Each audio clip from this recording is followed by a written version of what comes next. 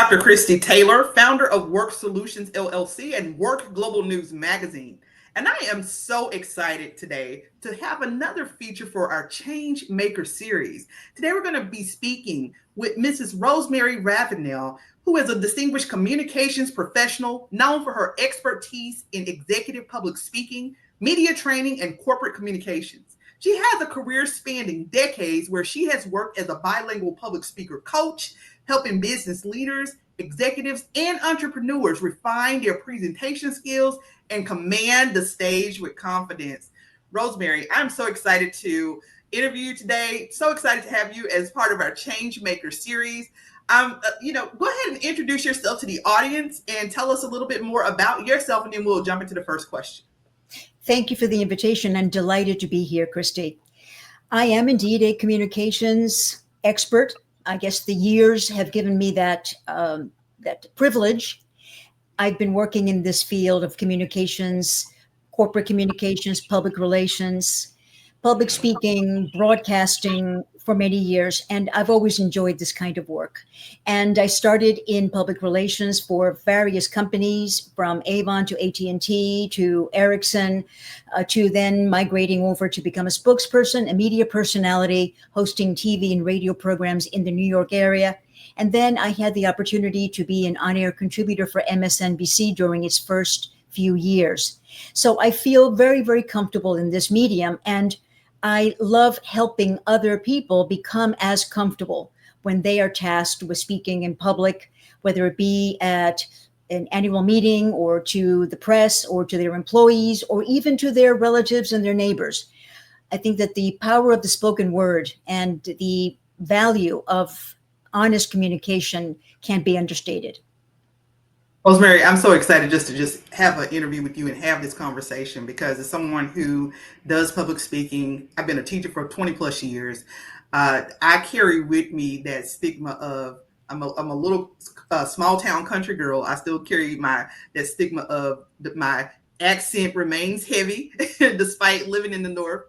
And so, to your point, sometimes that can be make a person a little self-conscious, right? And so you taking this on where you are serving as a coach and telling your own story and empowering people is really inspiring to me. So I want to jump right into this conversation because, your journey actually began, you stuttered, and you went from stuttering to becoming a sought after executive speaker, coach, and nothing short of really inspiring. Like I said, for someone who's like me, who's just like, okay, I still carry like that accent, right? Or just a little bit of self-consciousness. Can you just take us back to the moment you knew that you were meant to help others find their voice? And I think that can be caveated by saying, tell us when you found your own voice, your own story, and how did you use that to inspire others? Yes, there's several questions in one, but let me take you to the origin story. When I was 7.5, my family sought exile in the United States from Cuba for reasons that had to do with the revolution, of course, and we couldn't live our lives on our own terms. There was no democracy.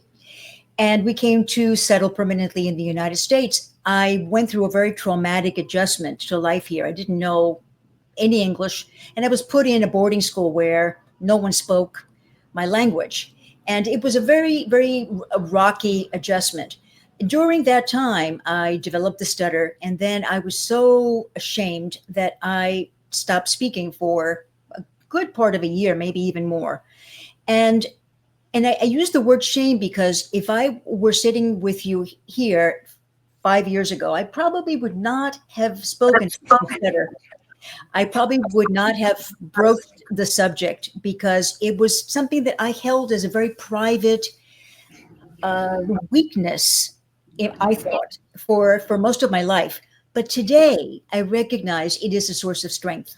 And it's a blessing in disguise because it gave me an extraordinary sense of appreciation for the spoken word.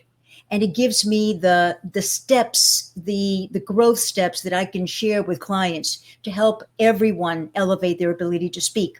And by that, I mean not only people with stutters. And by the way, I'm not a speech therapist. I sought the help of speech therapists and really value the work that they do. But I mean working with the person's natural ability. If there's a disfluency, like a light stammer, or if there's an accent, or if there is a regional accent, that's not a problem. The idea is to be able to express yourself authentically and to communicate what you want to communicate to the people that you want to contact and connect with. So it's really a matter of point to point communication and having clarity with what you have to say and the value that you bring.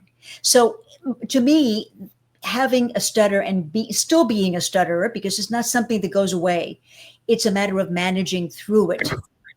That's where I find that I have a strong foundation to be an effective coach. Yeah, and I love what you, to your point, because it really applies to a greater cause, right? When you're confident in your communication, you always also come off as competent. And some of us, we get hung up on those nuances of, I have a stutter, I have an accent, but you might be very powerful in the space that you're in, very competent. But when you're doubting yourself, you don't come across that way. Now, you've worked with some of the world's most recognized brands, and you kind of mentioned that a little bit earlier, from Univision to Toyota. What Mhm. lessons did those high level roles teach you about powerful communication that you now pass on to your clients? Yes.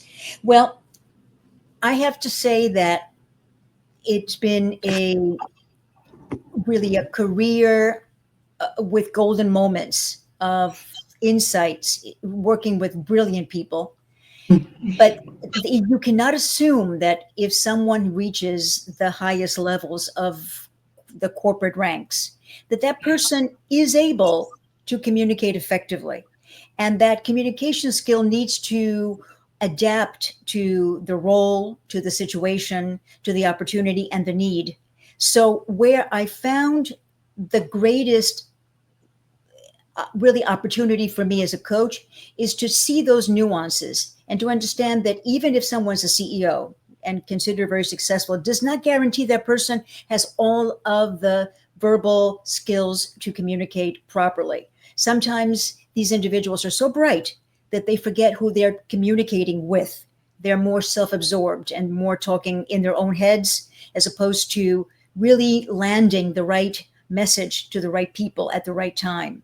So that's that sweet spot where I come in, really helping someone take all of their extraordinary talents and be able then to refine the way they communicate, the way they construct the speech, the way they deliver it, the way they're able to toggle and adapt to different situations, how they can talk to different levels of industry knowledge and expertise, and always be able to speak throughout the ranks. If you're really going to be a leader, you have to know how to modulate your message to be effective. So, Rosemary, absolutely. I have really enjoyed listening to you so far, because I think that just with the couple of questions that we've answered and so far in this discussion, it's just been so reassuring, right? The funny thing is that as you were talking, I was kind of thinking about me being in the military and communicating with different ranks and the different experiences. And then you literally just said, okay, as people rise through the ranks. And I think, again, that goes to show, as people are rising through the ranks, you might be one of the best, great person, great skill, in terms of capabilities, but it doesn't always mean that you necessarily know how to communicate in a way that's going to resonate with everybody. And it shows the humanity and the reason why people need to seek out coaches like you. It's okay to be, we as humans are in a constant state of continuous process improvement. Now, in 2020, you developed your signature zoomscore to elevate virtual presentations. And that was kind of perfect, right? Because we kind of had hopped right into this period of time where we were all working from home. So I don't know if it was a result of that, but it was definitely yeah. timely. So, when you talk about this experience, what inspired you to do that? And what are the top mistakes that you see leaders still making in virtual spaces? Was that just a sign of the times, or was it something that you kind of already had or was developing for virtual presentations? Well, it was a business necessity because I started my business at the end of 2019, and of course there were all these in person activities scheduled, and of course everything changed. And then I'm saying, okay, so where can I really be effective? What can I bring to this moment in history that is necessary? And I started to, of course, everyone migrated to online, to Zoom in particular. And then I started noticing that people were struggling with, how do you show up? How do you set up your shot? How do you work the platform? How do you manage, how do you design and manage meetings with equal effectiveness that you would in person? How do you keep people's attention? How do you protect your reputation and your brand identity in this space? And I found that there was a tremendous absence of knowledge because people really didn't need to. If these meetings had been before been optional, but now they became our lifeline. It was the only way we could communicate. So I started to do research and look at some scientific basis for things that determine trust. So, for example, in this virtual setting, one of the big determinants of trust, and these Stanford had done a lot of research in this area of virtual trust, is eye contact. Having a presence on the screen that almost simulates being there in person. That means making good eye contact with the camera, being centered, being properly framed in your shot, being lit properly so that you can see the person's entire face, that there is a background that is consistent with the person's image, reputation, industry, and really the brand elements, artifacts, decor, all these things, and then be able to speak clearly, to speak more concisely. People's attention spans are shorter. So it was a whole checklist that I developed based on research that I put it out there to test, and then I came up with this 10-point Zoom score that was the basis for really the work I did for a couple of years, helping people step up to how they needed to change the way they interacted with the camera, how they ran meetings, how they showed up. Still, Christy, there's still a need, and I'm still getting requests for this kind of training, remarkably, because I thought that by now people should get it, but there's still either a hesitation in terms of doing what's necessary to show up properly, or just lack of awareness that if you don't show up properly here, you're going to be judged differently than you want to. So your reputation, the first impression quotient is not going to be very high unless you understand how you need to manage this virtual space. One of the things that I tell even my clients as a career coach, right, that period was a period of transition to where we are now expected. Usually your first job interview is going to be some type of virtual interview, right?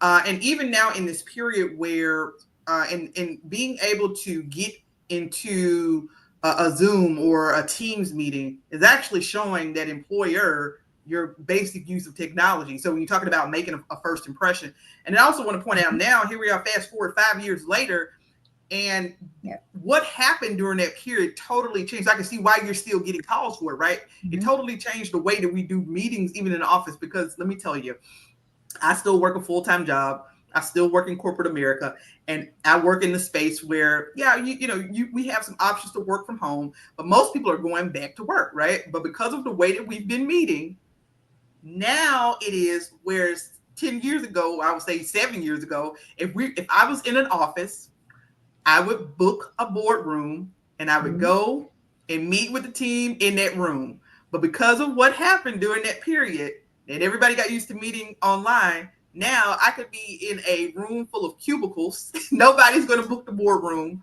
Mm-hmm. We are just going to get on a Teams meeting. You could literally be sitting right next door to somebody on a Teams meeting.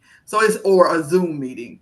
So it totally changed the way that we do meetings. So I really understand why people are still contacting you now for that same type of training, because now it's actually more something that we use day to day versus it was probably an anomaly back in 2020, right? Of, people having to make that quick transition. So, one of the things that you often say, Rosemary, just in reading about you, you often say that communication is the currency of life. Mm-hmm. And I want you to elaborate on what that means for leaders today and why it's so more important now than ever. Sure. It's not a catchy phrase. I really believe that it is, because look, human interaction requires that communication, but it doesn't. I'm not talking about people becoming orators, right? It's not. Mm-hmm. It's just about being able to express yourself without misunderstanding, with kindness, right? With just the information that someone needs in order to make an informed decision, right? With integrity, with honesty. And imagine how relationships could be improved, spousal relationships, parents, children, neighbors, if there's a little room for misunderstanding. And but we're not really taught how to speak clearly. Sometimes people are taught to speak in circles, to be to be sort of obscure, and to shield information, or people just don't like to hear the sound of their voices. They don't like to be even recorded, least of all being on a Zoom call where you have to look at yourself in front on a screen. So it's without that, and particularly now that we can default to devices, we can default to text, we can default to avatars, we can default to AI. The human voice and human connection is really becoming the currency, because we need that in order to have those bonds that really build effective teams and effective companies, and multiply that globally. It is really the fundamental need. Our younger generation, the alpha, the Gen Zs, are not taught to do this properly. There is very little oratory that's involved in their education, their basic education, because I'm called on so often to teach an 18-year-old, for example, how to even conduct an interview to apply for a scholarship, or to do a college application. It's or to aspire to an internship, summer internship. It's that lack of that. Who are you? What do you stand for? What are your values? What are your dreams? Is something that is falls short of how we could be. Yeah, I want to actually stay in this space before I move on to the next question, because we've talked about, what happened during the period of COVID, and people kind of the grace and joys of working from home, right? But now people are coming Mhm. back to this workplace, right? And now we're in a space where new college graduates during that time they entered the workforce, and they probably worked from a virtual setting. You had people who were getting promoted in leadership leading from this virtual setting, and now we're back in an office. I want you to talk about some of the implications of what may have occurred in that 3 or 4 year period. I would say over the last 5 years as a result of us working from home. And I definitely am not against working from home because I love that. But how did it shift the dynamic in communication with regards to how we engage with each other in the workplace? Like I highlighted a little bit of that. Like, okay, now we're doing Zoom meetings and Teams, and we're sitting right next door to each other, right? But what has your experience been like as a coach, trying to go into these workplaces and getting people to really reconnect with each other, Mhm. and build relationships with each other? Yeah, it changes the way meetings are designed. It's like you cannot do an agenda the same as if you were in person. Very often it requires a a warm up, really an icebreaker moment. People don't just turn their cameras on and the meeting starts. There needs to be something, some kind of a dynamic interaction where people can relate to each other, and that everybody needs to be on camera to begin with. But it's just reconfiguring, redesigning, reinventing a virtual meeting so that it achieves the purpose that you intend. Obviously, meetings have different reasons to exist, but how the responsibilities are distributed, who says what and when, how meeting summaries are done. Now we have obviously note takers that can create wonderful, almost extraordinary digests of meeting outcomes and next steps. And how do you manage that and not feel like you're being uh, just say disadvantaged?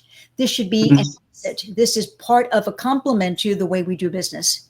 But people still, because I think it's genuinely, people fear being judged by the way they look, by the way they sound, and there's a performative aspect to this, that people feel that they have to perform in order to be properly evaluated. And if we have to get out of that, we have to just get really release all those fears, because still public speaking, and public speaking could it relates to what we're doing here, being on a Zoom, on a video call, is frightening. There is an underlying fear of embarrassment, of being ridiculed, of because this also creates a permanent record. So there is stakes are higher. So that's why people need to practice more, because like anything else, the more comfortable you feel in this setting and the more agile you are to deal with technical issues, disruptions, then it becomes just like a good, comfortable shoe. Yeah, what you said that makes sense, because I remember during this period while you were getting requests maybe to come in, I worked in do training on communication. That makes a lot of sense what you just said, because during this period I worked in organizational development, still do, but we were always getting requests to help people to learn, like create resources for meeting management, for virtual meeting Mhm. management, come in and observe Mhm. meetings and give Mhm. feedback on how to manage it. So that makes so much sense. So I'm glad that to me, what you just confirmed, that was not happening in a silo.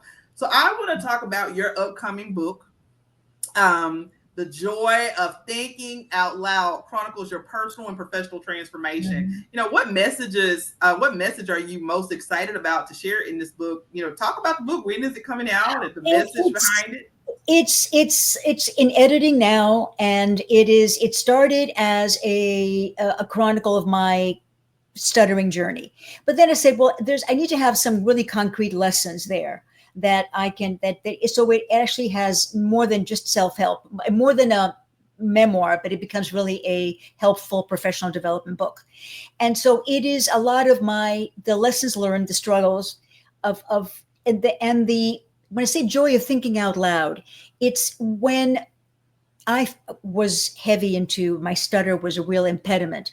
It was as if I had these ideas and I wanted to open my mouth and say them, but I couldn't because I was so scared of stuttering when I spoke. So the joy of being able to speak fluently and fluidly was once I started to break through was so great, that it is about being able to express your ideas and to do it with confidence, with a sense of who I am, and with purpose, with intention. That was a breakthrough. So when I picked that title, it was because indeed I felt such a release, such a liberation when I was able to do it without hangups, without that tension and anxiety that came from, am I going to am I going to be blocked, right? And it's a horrible feeling. It's like my whole body would stiffen, and my tongue would feel like it was larger than my mouth. It was the breath starts to become irregular. It's really like a high dosage of uh, of cortisol in a sense of fear. So it is. That's what it is. So it's going to be hopefully a little bit different from a lot of public speaking books out there, but it's about that finding the voice, finding the courage to say what you need to say, and to make a change in the world with the power of your voice. And there's a lot of it also to do with the written word, but mostly the energy that we transmit speaking person to person is incomparable. The power of hearing from a human voice as opposed to reading something. And again, we also have to factor in that we don't want to hear mechanical voices or robotic voices. We want to hear from real human beings, which means people who are imperfect. That imperfection is necessary so we can connect better with others and know that we're not alone in the world. Listen, I've done 50 plus of these change makers interviews. We are talking a little bit before um, we got on the air, and I've talked about being able to feature these people like you who are dynamic change makers, and one of the things that I know people get tired of me saying, because I said in every interview, the difference between hearing the stories of coaches and other people is that the coach always has a real story to share. So the mere fact that you've written a book that, and I know it can be difficult, right? Because as we always want to come across as perfection, but I think one of the great things about you as a coach and individuals who are coaches is that they always have a personal story to share. It can be hard to put your personal experiences and vulnerability in a book, but I think that's what's going to make your book so powerful, right? That it's not just going to be a book on lessons on public speaking. It's actually telling your story, your struggle, something people can relate to that. And I think that is one of the things that is so powerful about doing interview series like this, featuring real people with real experiences like you. Now, we talked a little bit about you being a bilingual coach. I'm going to combine a couple of questions here because I want to get to this where you're going to be speaking internationally. You're a bilingual coach. You really believe, and your approach is always culturally competent communication, which I have a background in healthcare, so I understand greatly what that means and the importance of it. And you really focus on trying to not only this culturally competent communication style, but tailoring your message to a diverse global audience. And so, with that understanding of how your approach works, you're actually going to be speaking, and I admire this about you. You're going to be traveling this year to Portugal and Barcelona. And so, when you think about your overall style and how you connect with audience, like what is the standout approach to you of your overall style and how you connect with audiences? Well, every audience is different. And so I pride myself in really tailoring my message. I mean, I have a fundamental and core message, but adapting it to the audience so that it really resonates. Because a lot of speakers, and there's obviously thousands of excellent speakers out there, sometimes it's the same message that is presented on just about every stage, and sometimes it's powerful enough and it's adaptable enough that it works regardless of who's in the room. But in my case, these were smaller audiences where I really like to have a personal connection with everybody in the room. So in the case of the group in Portugal, I know the group. I'm going to be receiving information as to who has registered, who will be there in front of me, so that I can have a much a closer, more targeted connection with them, and to make sure that I'm giving them something of value that they will be able to take with them. I talk about the talks that I'm going to be delivering really are about how to talk to angry people, how to deal with the impasse of the emotion that comes from charged conversations. So having difficult conversations with people who already have a blockage. And I'll give you a clue as to what really the secret is. You can't change anyone, Christy. You can only change how you respond, how you react, your own inner mindset, your own inner chemistry has to change. And it also has to do with effective listening, with understanding, having an empathetic core, high emotional intelligence. So it's a universal message, but I will be adapting it to the audience in both cities so that it has particular relevance to them. And of course, you have to also watch your, idioms and cultural references. And one of the things that I've always observed people who are addressing, for example, a Hispanic or a Spanish speaking audience, or somebody would start speaking and they might say, "Buenos dias," and they say, "That's the only thing I know in Spanish." Well, you can thank them for or appreciate them to making an effort, but you don't have to be that pushy, perhaps, but just having a more elegant, gracious way of acknowledging that you're in a multicultural audience is something that comes with having more a broader worldview, right? And not Mm-hmm. necessarily having to placate to the people in the room that way. So I think it's having an elegance and a grace and a sensitivity to who's in the room, and that's, I think, what makes public speaking more effective. Is it, again, it has to. It's a two-way. It's not, and so often we speak to ourselves, and we love to hear ourselves talking, but that's not our only audience. The audience is the person who's listening. You know what? I love what you said there because I mentioned earlier just um, I teach these courses in cultural competency in healthcare, right? And you were just so candid with what you just said in terms of like you don't have to say oh buenos dias, that's the only word. And I tell people that when you're dealing from just with any audience, like just because you're seeking to be, I'll speak from the Black perspective, just because I'm trying to relate to be culturally competent and connect, it doesn't mean I need to come to the office wearing like, it doesn't mean you have to wear a dashiki to work, in your scrubs. Like I tell these providers, right? The cultural competence itself is just the communication, just like you said, right? It doesn't mean that you have to speak in a certain slang or anything. It's just bringing it down to understanding the audience and what resonates with them, in a way that is also a style for that you feel comfortable communicating in. And I think that so many people don't understand that.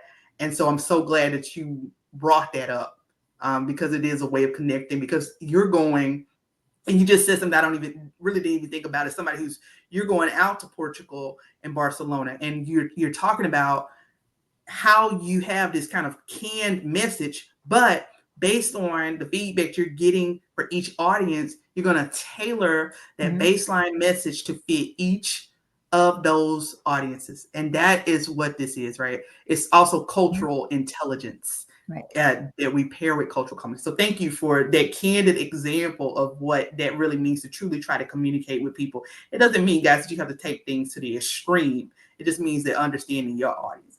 Now, you have spoken openly about finding motivation in purpose, spirituality, and nature. It is so clear what your purpose and passion is. And how have those internal anchors really helped to shape your professional resilience and presence? Sure. And it's something that I have been working on for a long time, but I have to say that at this point, because it's been such a priority for me in my personal development, I recognize that the external progress, growth cannot happen without inner growth. The two have to happen simultaneously. That, in other words, they both have to be elevated. Maybe not at the same degree, but you can't. In other words, I think that the most effective communicator is one who speaks from the heart, because we know that how people communicate with stories affect the heart. So I tell people, when you're when you're creating a presentation or a speech or a talk, consider, how is someone going to think, feel, and do? So what do you want your audience to think, feel, and do? So it's those three touch points, of touching the heart. How do they feel? And of course, we know the very famous saying. It's attributed to a couple of different authors, but people are going to forget what you said and what you did, but they're never going to forget how you made them feel. And that's so true. And so that's why I think that having that heart-centered place where you're communicating your truth, you're communicating generously, you're communicating with the best intentions for the audience, that is where it starts. And a good sense of self is where it comes from, as well as it helps you overcome fear, which is such a blockage. When I did my TED Talk on Slay the Dragons of Bad Communication, fear was the number one dragon. We are all dealing with this sense of dread, because it still shows up in international surveys that people fear public speaking more than death. So how do we get past that? Well, by having a very strong sense of self, who we are, and that comes with real understanding of who we are, and who we are beyond this material form.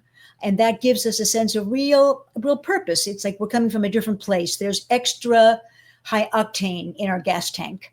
And that is something that's cultivated, but it's a personal journey. So I try to tap into that, and I ask my clients to try to find that as well, because that will give them an extra superpower when they communicate. And people who are into, people who are faith-based speakers, they have a very strong grounding in that area. I mean, well, shoot, Rosemary, I always ask the last question in terms of what advice do you want to give, but I feel like that answer that you just gave was some amazing advice, but I'm still going to ask you anyway. So when you talk about your best advice for someone who feels unseen, unheard in their career, especially those who struggle to speak or take the stage, what is one piece of advice, if we were doing a soundbite per se, that you would offer up to that person who's still struggling? Speak up. Don't stay quiet. especially in, let's say, a corporate setting, an organizational setting. Make yourself heard. And it's not to be, okay, so many people say, I can't do that because I'm an introvert, I'm shy. That's nonsense. Barack Obama is an introvert. Oprah Winfrey is an introvert.